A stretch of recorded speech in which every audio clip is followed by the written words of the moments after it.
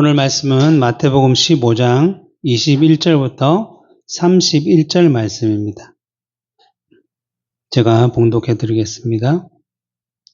예수께서 거기서 나가사 두로와 시돈 지방으로 들어가시니 가나안 여자 하나가 그 지경에서 나와서 소리질러 이르되 주 다윗의 자손이여 나를 불쌍히 여기소서 내 딸이 흉악하게 귀신 들렸나이다 하되 예수는 한 말씀도 대답하지 아니하시니 제자들이 와서 정하여 말하되 그 여자가 우리 뒤에서 소리를 지르오니 그를 보내소서. 예수께서 대답하여 이르시되 나는 이스라엘 집의 잃어버린 양 외에는 다른 데로 보내심을 받지 아니하였노라 하시니 여자가 와서 예수께 절하며 이르되 주여 저를 도우소서. 대답하여 이르시되 자녀의 떡을 취하여 개들에게 던짐이 마땅하지 아니하니라. 여자가 이르되 주여 옳소이다마는 개들도 제 주인의 상에서 떨어지는 부스러기를 먹나이다 하니 이 예수께서 대답하여 이르시되 여자여 내 믿음이 크도다. 내 소원대로 되리라 하시니 그때로부터 그의 딸이 나으니라.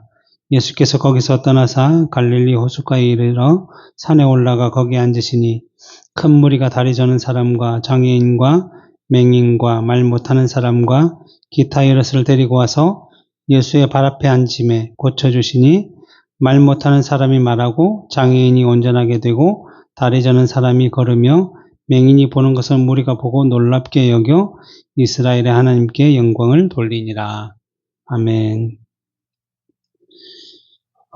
우리가 지난 시간에 마태복음 15장 1절부터 20절을 통해서 예수님께서 행하시는 사역을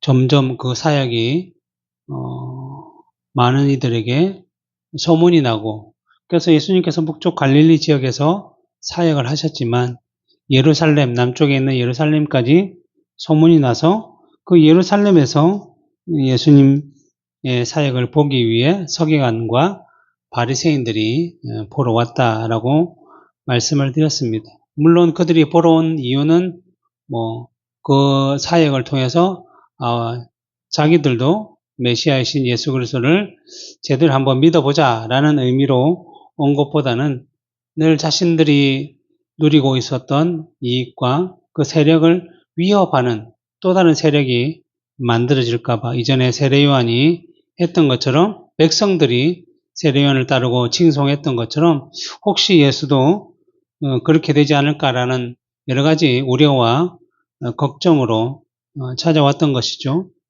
그런데 예수님께 찾아왔는데 예수님의 제자들이 떡을 먹을 때 손을 씻지 않고 먹는 것을 보고, 아니 왜 당신의 제자들은 장로들의 전통을 따라 손을 씻고 먹어야 되는데 왜 그렇게 손을 씻지 않고 먹느냐라고 비난을 했던 것입니다. 그러자 예수님께서 그들에게 말씀해 주시기를, 아니 너희는 사람의 계명으로 어떻게 하나님의 계명을 범하고자 하느냐라고 말씀해 주셨습니다. 이 말은 무엇인가 하면 하나님의 율법이 분명히 모세를 통해서 주어졌는데 그 이스라엘 백성들이 그 하나님의 율법을 제대로 깨닫지 못하고 그 율법의 참된 정신과 내용을 알지 못하기 때문에 단지 그 율법을 문자적으로만 지키려고 했던 것이고, 그러다 보니 그 내용보다는 형식적인 외식적인 것에 물들어 버렸고, 그러다 보니 점점 더 그 외식적인 행동을 더 나타내기 위해서 이 율법을 지키기 위해서는 이렇게 덧붙이면 더 좋겠다라고 스스로 생각해서 그 장로들의 전통, 장로들의 유전이라는 내용을 덧붙였던 것입니다. 그러니까 율법이, 예를 들면 율법을 지켜야 될 게 100가지면 그 100가지를 지키기 위한 부수적인 수칙으로 200가지, 300가지를 만들어서 그것이 마치 하나님의 율법과 동일한 개념으로 동일하게 지켜야 할 내용으로 전통을 삼아버렸던 것이죠. 그러다 보니 그 전통이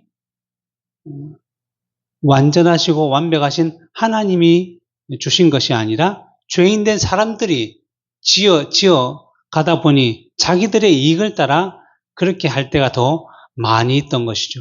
그러다 보니까 하나님의 말씀을 사람의 전통이 더 뛰어넘는 것으로 이야기하게 되었고, 그래서 그 전통으로 하나님의 계명을 어긴다라고 예수님께서 말씀해 주셨죠. 그러면서 예수님께서 예를 든 것이 고르반이라는 제도를 예를 들었는데, 고르반이라는 의미는 뜻을 풀어보면 하나님께 드려서 유익하게 되었다라는 뜻입니다. 어떻게 보면 하나님께 드려서 유익하니까 너무 좋은 것이 아니냐, 좋은 것이라고 할 수 있지만 그 내용을 하기 위한 방식이 좀 잘못되었다는 거죠. 왜냐하면 하나님의 10계명 가운데 제5계명에 내 부모를 공경하라 라는 말씀이 있고, 또 구약의 여러 말씀 중에 부모를 비방하는 자는 반드시 죽일 것이다 라고 말씀함으로 말미암아 부모에 대한 공경에 분명히 내용이 나와 있었는데, 이들이 연약하고 가난한 부모를 공경해야 할 때에 그 물질에 대해서 고르반이라고 외치게 되면 이것은 하나님께 드림이 되었기 때문에 부모에게 안 드려도 된다라는 의미로 설명을 해 주었습니다. 그로 말미암아 사람이 고르반이라는 것은 결국 사람이 만드는 전통인데 하나님의 계명, 부모를 공경하는 것보다 더 큰 의미로 다가왔기 때문에 이 사람의 전통으로 하나님의 계명을 어겼고, 그리고 그 전통을 따라서 이들이 내도 되고 안 내도 되고 하는 자원하는 마음으로 할 수 있었기 때문에 이 사람들이 그 일을 통해서 부모 공경하는 것을 마치 안 해도 되는 것처럼 그 율법학자들이 그렇게 가르쳤던 것이죠. 그리고 나서 그것을 이제 하나님께 드리면 하나님께 드린 것들은 다 서기관과 바리새인들이 자신들의 이익으로 삼을 수 있기 때문에 이런 일을 통해서 하나님 계명보다 사람의 전통을 더 우선시하는 그들의 잘못을 예수님께서 지적을 하셨던 거죠. 그래서 뭐라고 말씀하셨냐면 이 백성이 입술로는 나를 공경하지만 하나님께 제사도 드리고 나는 11조도 하고 금식도 하고 한다고 하지만 실제로는 마음은 내게서 멀도다. 왜냐하면 사람의 계명으로 교훈을 가르치기 때문에 그렇게 하신다라고 말씀함으로 말미암아 이 유대인들이 계속적으로 형식적이고 외식적인 삶을 살아간다라고 말씀을 해 주셨습니다. 그러면서 손을 씻는 문제에 대해서 분명히 말씀하셨는데 무엇이냐면 우리가 씻지 않고 먹으면 그 먹는 것이 다 어디로 가냐면 입으로 들어가서 소화돼서 뒤로 배설물로 버려지기 때문에 그 씻지 않고 먹는 것이 사람을 부정하게 하고 더럽게 하고 거룩하지 못하게 하는 것이 아니라 오히려 우리의 마음에서 나오는 것이 더 사람을 더 악하게 만든다. 왜냐하면 잠언에 예레미야 보면 마음이 부패했다라고 표현하고 있듯이 이 마음에서 나오는 것들은 거짓말도 있고 사람을 죽이고자 하는 마음도 있고 살인도 있고 미워하는 마음도 있고 결국 우리의 마음이 거룩하고 깨끗하게 된다면 더 하나님의 말씀을 따라 순종하는 백성의 모습들이 나타날 것인데 지금 유대인들은 그 반대로 잘 씻고 잘 먹으면 우리가 더 거룩해지는 이런 외식적인 형식적인 세상적인 것에만 빠져있기 때문에 예수님께서 비난을 했습니다. 그리고 그들에게 맹인이 맹인을 인도해봤자 어디로 갈 수 없는 것처럼 너희가 그런 일들로 사로잡혀 있다라고 책망하셨습니다. 그리고 나서 이제 오늘 본문이 나오는데 여기 오늘 본문 21절에 특별히 보면 예수께서 거기서 떠나 나가사 두로와 시돈 지방으로 들어가셨다라고 말씀하고 있는데 예수님께서 이렇게 하신 이유는 마태복음 앞에서 우리가 15장 12절에 제자들이 예수님께서 서기관과 바리새인들에 대해서 책망을 하셨을 때 이것이 걸림이 된 줄 모르십니까? 라고 말씀한 것처럼 예수님의 말씀이 이 서기관과 바리새인들에게 깨달음으로 돌아온 것이 아니라 그들의 잘못을 지적한 것으로만 돌아왔기 때문에 그들이 굉장히 분노하고 그래서 예수님과 그 제자들이 이런 일로 인해서 또 그 사역을 하지 못하게 될까봐 그것들을 피하시기 위해서 예수님께서 시돈과 두로 지방으로 가신 것입니다.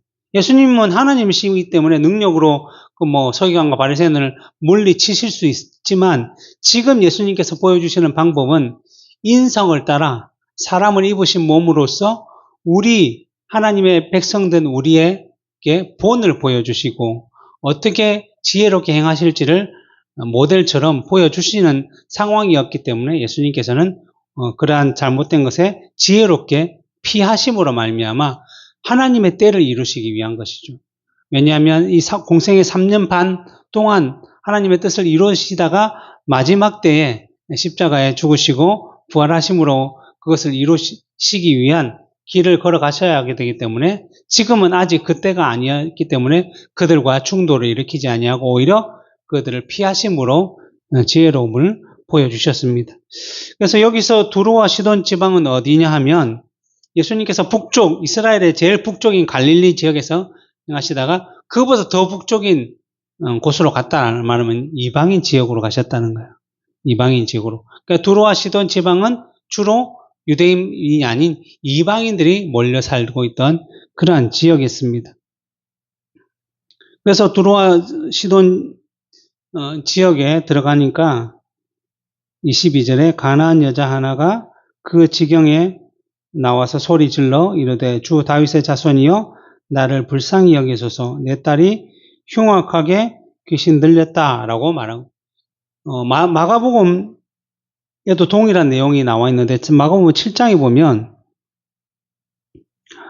예수님께서 이 시돈 지방에 간 이유가 뭐냐면 조용하게 아무도 모르게 어떤 집에 들어가셨다라고 표현되고 있습니다. 결국 사람들에게 알려지지 않게 소문 없이 조용히 이방의 지역에 쉬시다가 다시 돌아와서 사역을 하기 위해 조용히 가셨는데 예수님이 행적 자체가 조용히 갈 수 있는 행정이 아니었다는 거죠. 그러니까 북쪽 갈릴리에서 사역을 하셨기 때문에 그 위에 북쪽인 두로와 시돈 지방에도 예수님의 소문이 퍼져 있었다는 거예요. 그러니까 예수님이 오셨다는 소문이 또 들리기 시작했고 그러다 보니 가나안 여자 하나가 예수님께 찾아왔다는 거예요. 이 가나안 여자가 누구냐면 이방인이에요. 이방인. 이스라엘 사람이 아닌 이방인이죠.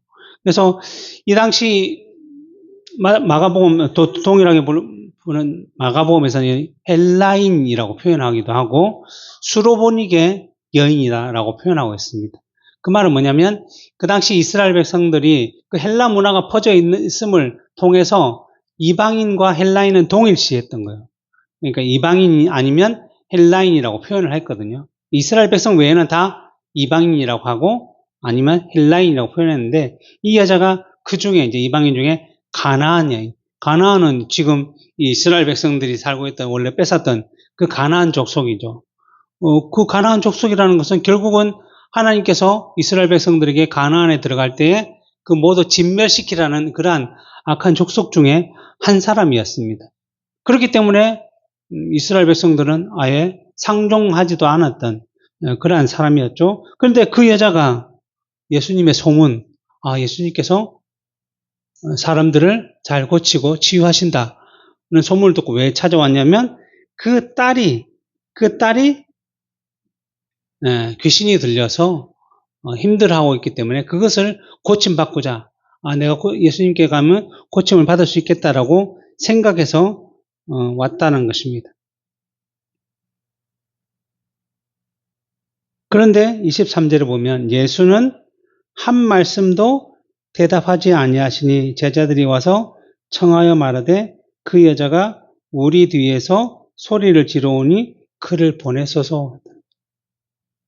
아니 그 예수님께서 공생의 사역을 통해서 계속적으로 그 병자들, 귀신 들린 자들을 그냥 계속 치료해 주셨는데 갑자기 이 여인이 와서 나를 불쌍히 여기소서 얘기하는데 예수님이 전혀 대답하시지 않으셨다는 거죠.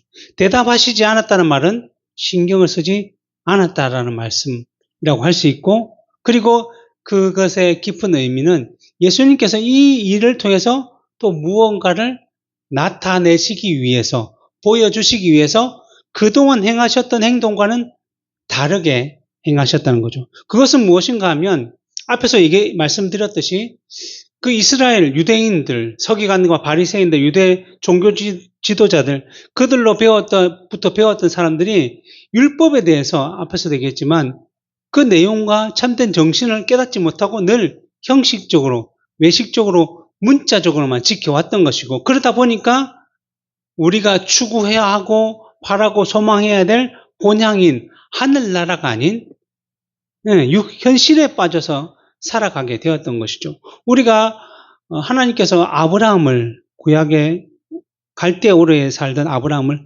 부르셨을 때 그에게 말씀하신 바가 뭐냐면, 네가 약속의 땅인 가나안에 가면 내가 너에게 상속자를 주고 너를 큰 민족으로 만들 것이다. 그래서 아브라함이 자기가 살던 갈대우르를 떠나서 가나안으로 향해 갔던 것이죠. 근데 그때 하나님께서 이 아브라함에게 믿음을 주셔서 그가 비록 갈 바를 알지 못했지만, 어느 곳으로 갈지 몰랐지만, 어느 곳인지도 몰랐지만 믿음으로 그 길을 떠났던 것입니다. 그리고 믿음으로 그 길을 떠났기 때문에 약속의 땅인 가나안에 들어가서 이 땅이 내 땅이구나, 하나님께서 주신 땅이구나, 이 땅을 잘 정착해서 이 땅에서 좀 잘 살아봐야지라는 마음으로 살아갔던 것이 아니라, 비록 상징적인 의미로 가나안 땅을 주셨지만 이 아브라함은 믿음으로 이 가나안 땅을 통해서 무엇을 바라봤냐면 본향, 하늘나라, 하나님이 세우실 성을 바라봤다라고 분명히 말씀. 믿음이라는 것은 결국 무엇이냐면 외적인 상징적인 내용을 통해서 무엇을 기억하냐면 늘 하나님과 그의 나라와 그 뜻과 원리를 기억해야 하는 거예요. 우리가 먹고 마시지만 이 먹고 마심을 통해서 우리가 힘을 얻는 것이, 이 먹고 마시는 것을 통해서 힘을 얻는 것이 아니라 이것을 통해서 힘을 얻게 하신 하나님의 은혜가 우리로 하여금 힘을 얻도록 한다라는 사실을 우리가 기억해야 하는 거죠. 이것은 구약에 있는 시대나 신약에 있는 시대나 마찬가지예요. 물론 구약의 시대는 아직 예수님께서 그 구원의 사역을 성취하시지 않았기 때문에 주로 상징적으로 보여주셨지만, 상징적인 것이라고 해도 그 안에 숨은 하나님의 뜻은 분명히 있다라는 거예요. 그래서 우리가 알고 있듯이 그 남유다가 바벨론에 멸망을 당했을 때 다니엘과 세 친구가 바벨론으로 포로로 끌려갔습니다.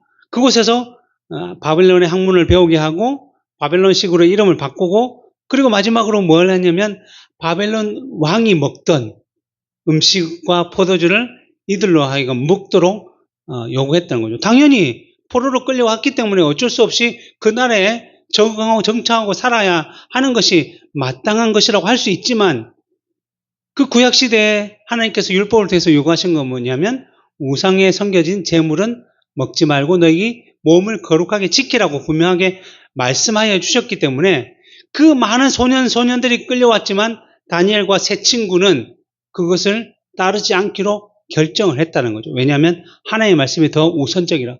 그래서 하나님의 말씀을 따라 살아가기 위해서 왕의 음식, 예를 들면 고기와 같이 단백질 많은 음식들을 먹고 그 진미들을 마시고 이렇게 해야 살아갈 수 있었는데, 그런 것을 먹지 않기 위해서는 오로지 제사에 올라가지 않는 야채와 물을 먹을 수밖에 없었는데, 실제로 요즘은 다이어트 하기 때문에 다 채식 위주로 한다 하지만 실제로 우리의 몸의 영양소는 단백질, 지방, 여러 가지 포함이 되어야 골고루 해야 돼야 우리 몸이 더 건강해지고 강건해지기 때문에 야채와 물만 먹어서는 사람이 더 건강해질 수가 없는 상황인데, 다니엘과 세 친구는 왕의 진미를 먹지 않는 하나님의 말씀을 지키기 위해서 그들에게 야채와 물만 먹어서 그 왕의 진미를 먹는 소년과 비교해서 우리가 몸이 안 좋아지면 우리는 그대로 따르겠다라고 시험을 했고, 실제로 시험을 했는데, 열흘 동안 시험했는데 어떻게 되죠?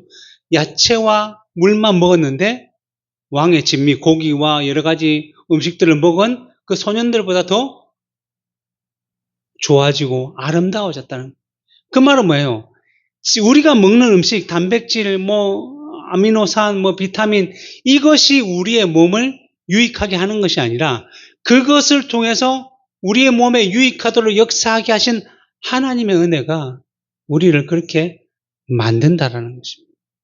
이것을 통해서 우리가 그러면 우리 이제부터 채소만 먹고 물만 먹어도 되겠네, 이런 의미를 주는 것이 아니라 과연 하나님의 말씀이 어디 있는지를 우리가 분명히 기억하고, 지금 현대에서도 그 하나님의 말씀을 따르기 위해 수고하고 하나님의 말씀을 따르기 위해 노력한다면 우리는 하늘에서 만나를 먹여 광야에서 그들을 먹이신 이스라엘 백성처럼 하나님 오늘날도 그러한 놀라운 역사들을 주신다라는 것이죠. 예수님 당시에는 어떤 일들을 통해서 보였어요? 오병이어의 기적을 통해서 내가 곧 만나고 너희를 먹이는 생명의 떡이라는 사실을 보여주셨듯이 지금 오늘날도 이와 같은 역사가 분명히 일어날 수 있다는 거죠. 그러니까 우리가 하나님의 뜻대로 하나님의 말씀대로 그대로 살아간다면 하나님 반드시 그 일 가운데 하나님의 놀라운 은혜의 역사가 나타남을 보여주신다는 것입니다. 마찬가지로 지금 이 시대에 예수님 당시의 시대에 유대인들이 외적인 것에 너무나 매여 있었기 때문에 그것들을 깨트리기 위해서 그 함께 다니는 무리들과 제자들에게 가르쳐주기 위해서 이방인 지역으로 갇혀서 이방인들 가운데 이방인들은 뭐예요? 하나님 율법을 지키는 자들이 아니잖아요.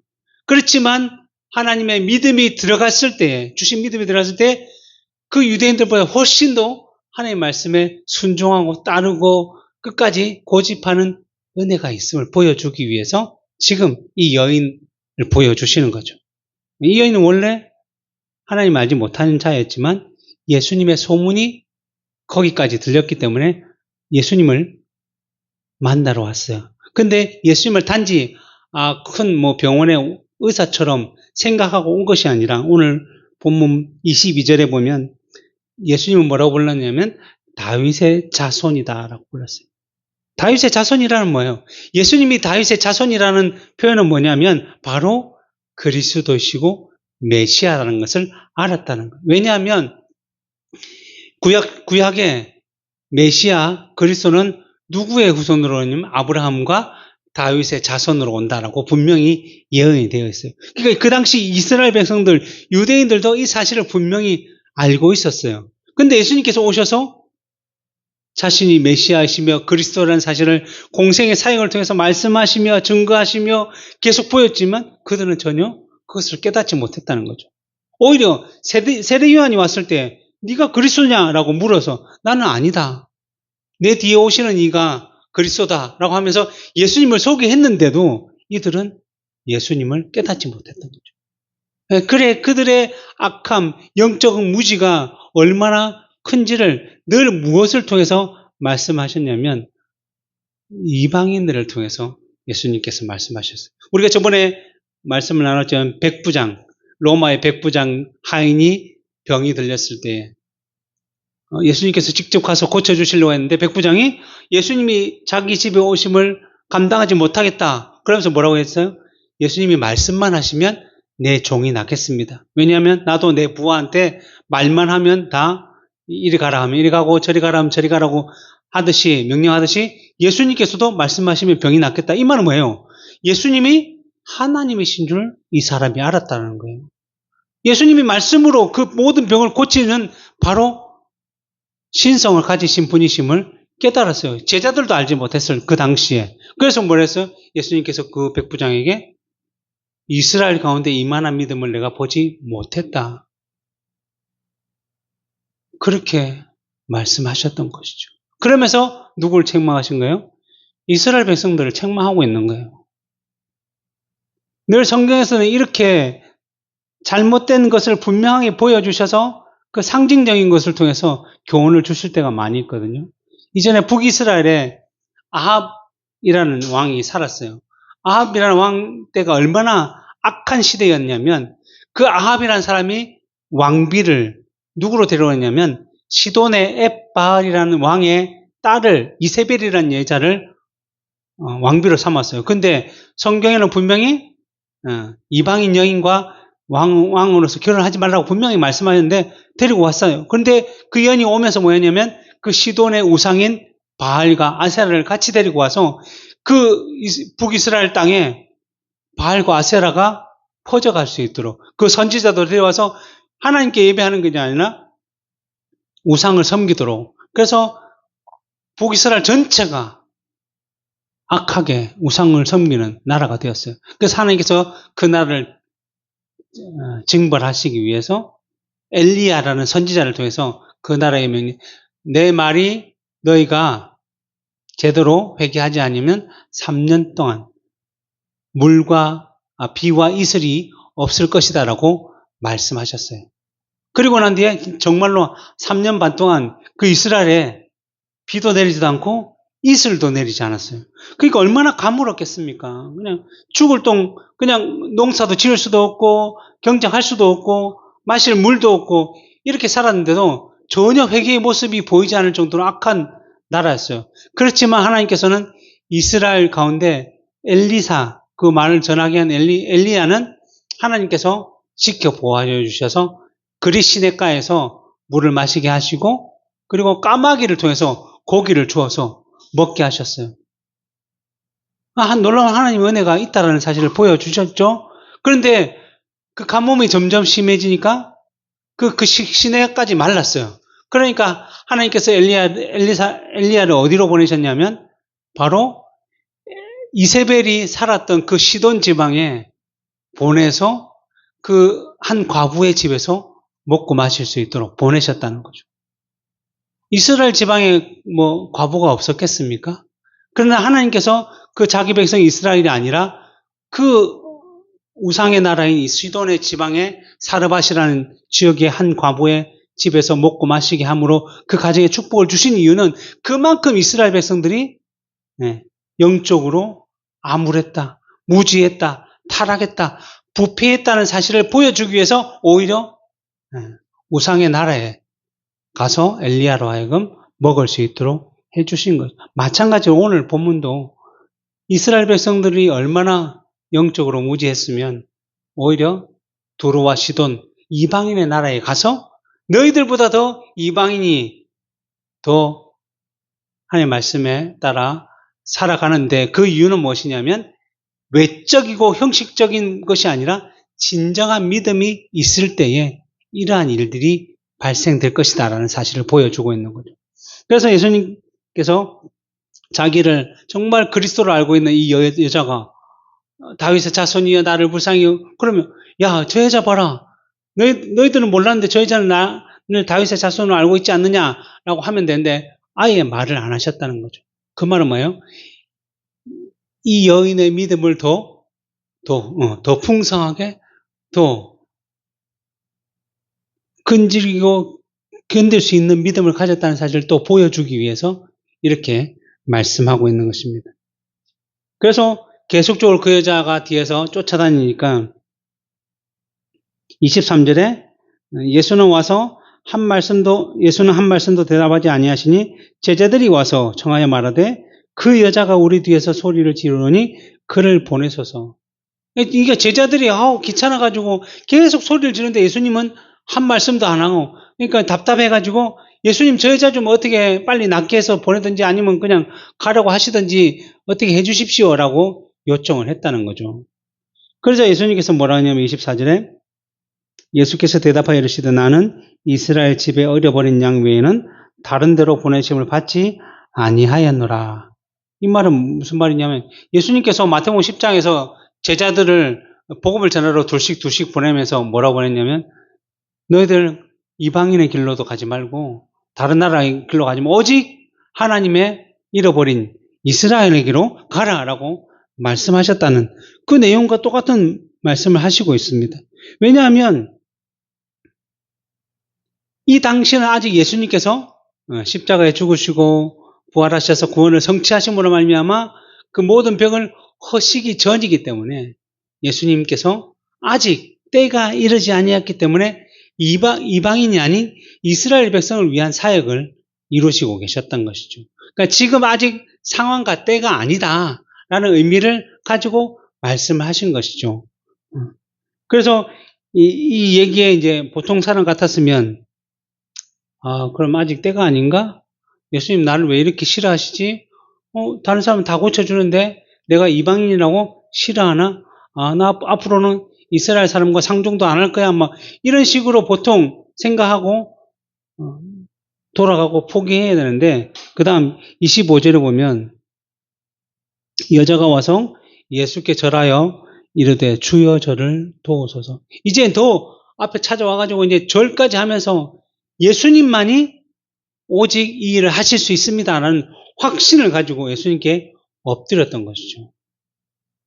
그러자 예수님께서 그 정도 했으면 도와줄 만큼도 한데 26절에 또 대답하여 이르시되 자녀의 떡을 취하여 개들에게 던짐이 마땅하지 아니하다. 그 말은 뭐예요? 너는 개다. 내 자녀는 이스라엘이다. 이렇게 말한 거죠. 얼마나 사람을 매몰차게 말씀하는데 이 여인은 그 말씀을 듣고도 포기하지 않고 뭐라고 하겠습니까? 여자가 이르되 주여 올소이다마는 개들도 제 주인의 상에서 떨어지는 부스러기를 먹나이다. 내가 개 맞습니다. 근데 개라도 해도 주인의 자녀들이 먹다가 떨어진 것을 먹지 않습니까? 나는 그 부스러기조차도 원하니까 그거라도 주세요. 라고 했다는 거죠.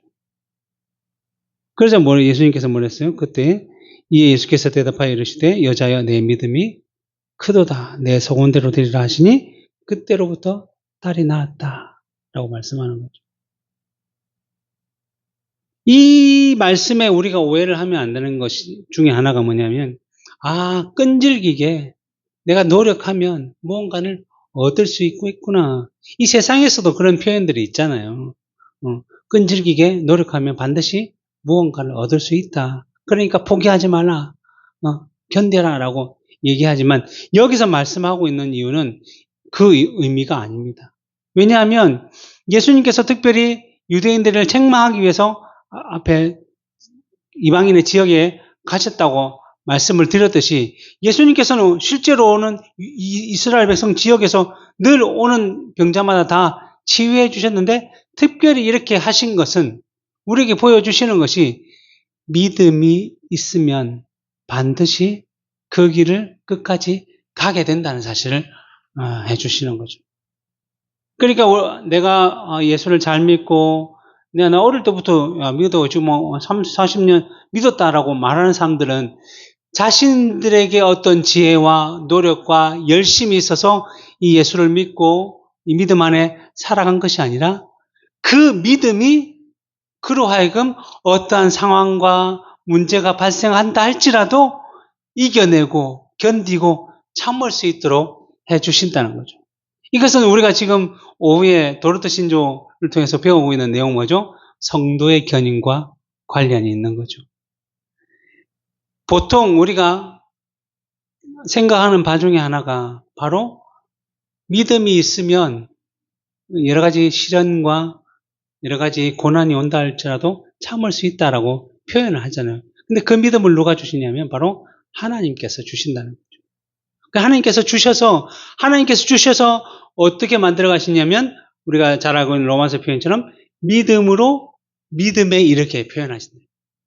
믿음이 있어야 믿음이 자랄 수 있도록 허락하신다는 거예요. 근데 그 믿음이 있는 자들은 결코 어떠한 상황과 문제가 생긴다 하더라도 외적으로, 현실적으로, 세상적으로 판단하거나 분별하거나 돌아가지 아니하고 오히려 그 믿음으로 끝까지 줄을 붙들 수 있도록 해주신다는 거죠. 우리가 알고 있는 그 유대 부자 청년 중에 한 명, 부자 청년이 예수님께 찾아와서 주여, 내가 영생을 얻으려면 무엇을 행해야 합니까? 늘 유대인들의 생각은 자기가 행하는 것에 달려 있어요. 예수님께서 계명을 잘 지켜야지. 그러니까 그 유대 청년이 내가 어릴 때부터 나는 계명을 잘 지켰습니다.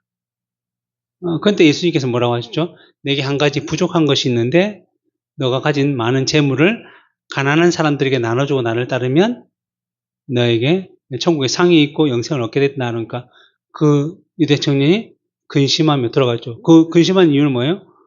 자기가 가지고 있는 재물을 다 나눠줘야 되니까 내가 지금 이걸 얻으려고 얼마나 노력했는데 그것을 포기 못해서 돌아갔단 말이죠. 왜냐하면 영생보다 그것이 더 중요하니까, 세상적인 것. 근데 이 여인은 3번이나 예수님으로부터 무시를 당하고 또 이스라엘 아닌 너 이방이니까 나 안 돼. 그리고 더 나아가서 뭐예요?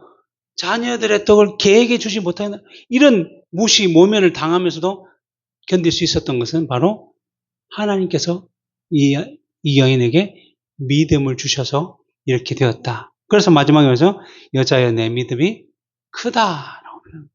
결국 그 믿음은 하나님이 주셨던 것이고 이 유대인들은 아직 그 믿음 취하지 못했기 때문에 늘 내적으로만 사람의 전통을 내세우다가 예수님을 멀리하고 멸시할 수밖에 없는 상황. 그러니까 그만큼 이스라엘이 부패했다, 타락했다라는 사실을 보여주고 있는 것입니다.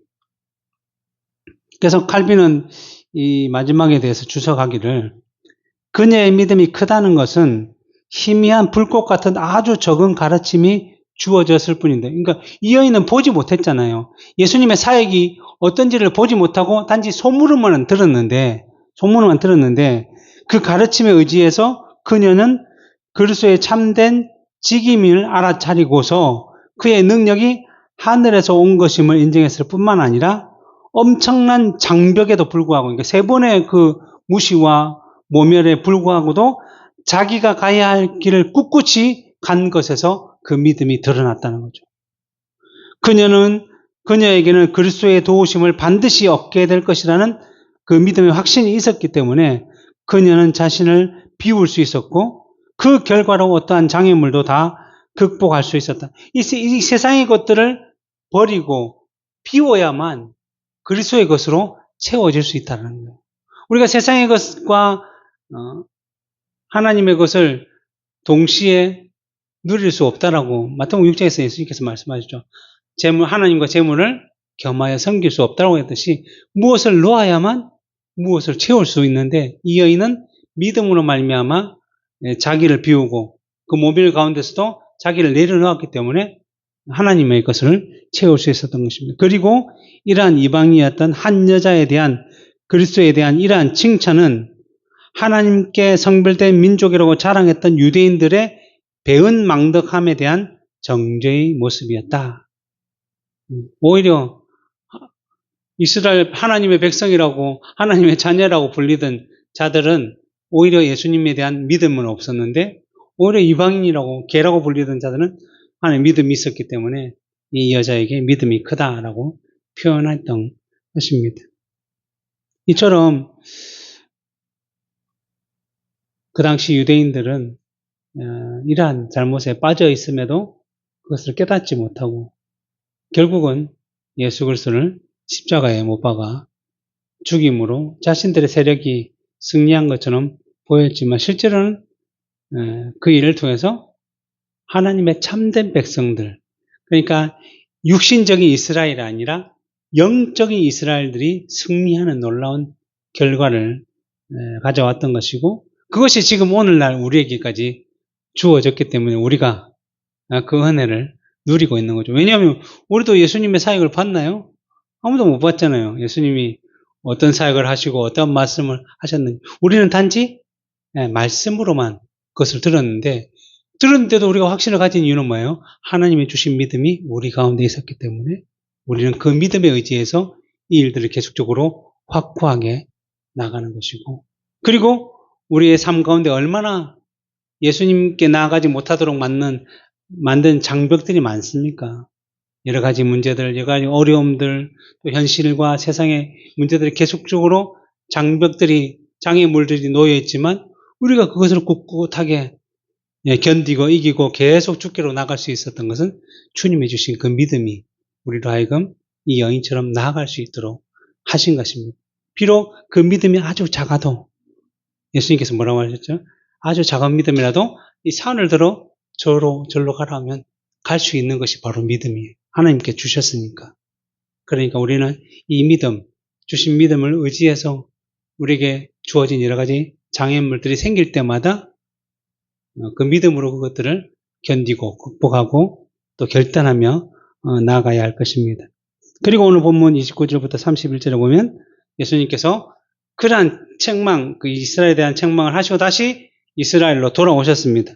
그래서 예수께서 거기서 떠나 갈릴리 호숫가에 이르러 산에 올라가서 앉으시니 또 큰 무리가 다리 저는 사람과 장애인과 맹인과 말 못하는 사람과 기타 여럿을 데리고 와서 예수의 발 앞에 앉히시니 보통 우리 같았으면 나를 무시하고 내가 아무리 설명해도 말도 못하니 너희들은 난 이제 이스라엘 백성들하고 안 놀고 차라리 이방인들과 함께 살 거야 할 수도 있는데 주님은 아직 때가 이스라엘 백성들에게 가야 할 상황이기 때문에 그 모든 것을 참으시고 31절에 말 못하는 사람이 말하고 장애인이 운전하게 되고 다리 저는 사람이 걸으며 맹인이 보는 것을 맹인을 보게 만듦으로 말미암아 그 사역을 계속적으로 이어갔고 그 가운데 하나님께 영광을 돌리는 놀라운 역사가 나타났다라고 말씀을 하고 있는 이처럼 주님께서 또 무시를 당하면서도 끝까지 그 길을 걸어가셨던 것처럼 우리도 예수 그리스도의 몸이고 하나님의 백성이라면 이 땅에서 여러 가지 하나님의 백성으로서 받아야 할 수모, 모멸, 멸시 또는 손해, 여러 가지 억울함 이런 것이 있지만 하나님의 뜻을 이루기 위해서 우리는 그 길을 묵묵하게 걸어가야 할 것이고 그것을 통해서 하나님의 뜻이 드러나고 하나님께서 우리를 부르신 그 목적이 이루어지고 결국은 하나님께 영광을 돌리게 되는 그런 놀라운 역사가 나타날 것이다라고 말씀하고 있습니다. 우리의 인생이 그러한 인생들이 되어야 될 것입니다. 기도하겠습니다.